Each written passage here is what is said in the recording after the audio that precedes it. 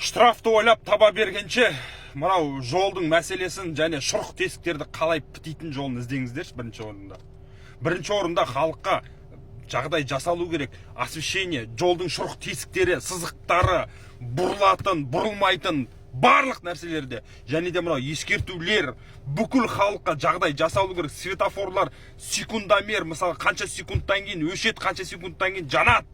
Соның барлығын жасау керек та жағдайда. Сосын барып штрафты ойлап табу керек. Ал біздің мемлекеттен керісінше бірінші халықтың қалтасын сорып алу, штрафты өндіріп алу, сосын барып шырылдап, қырғын боп, төбелес боп, біреу өледі, біреу машинасын аударады, қиратады, содан кейін барып шұрық тесіктерді бітей бастайды да. Неге бізде керісінше болады? Бірінші халықтың жағдайына, мынау көліктің жүргізуіне, көліктің пробкаларының алдын алу, Алматы қаласы, Астана қаласы, Шымкент қаласында, мегаполис қалаларда пробка мәселелерін шешу жағын жақсылап тұрып, қарап, жағдай жасап барып, штрафты ойлап тапса, сонда ғана біздің мемлекетте штрафты жыламай төлейтін еді да.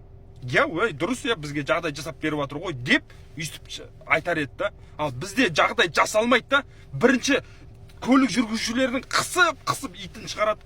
Таксистерін де қысып тастайды да, содан кейін барып сендер штраф дейсіңдер да. Кім төлегісі келеді ондай штрафты? Керісінше заң бұзушылық керісінше көбейеді емес па? Сіздер жағдай жасамай жатқан кезде сендердің талаптарыңды қалай орындайды халық?